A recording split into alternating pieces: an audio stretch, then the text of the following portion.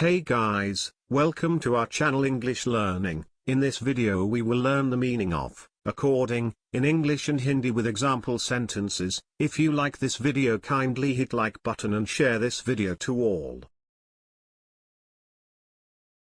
Meaning of according in English is, as stated by or in conformity with. According का हिंदी में अर्थ होता है अनुसार, अनुरूप, मिलता हुआ या के अनुसार. Example sentences: She always did everything according to the rules. उसने हमेशा नियमों के अनुसार सब कुछ किया.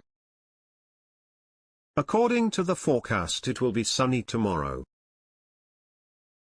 पूर्वानुमान के अनुसार कल धूप खिली रहेगी. Install the machine according to the manufacturer's instructions. निर्माता के निर्देशों के अनुसार मशीन को स्थापित करें. According to ancient legend, the river is a goddess.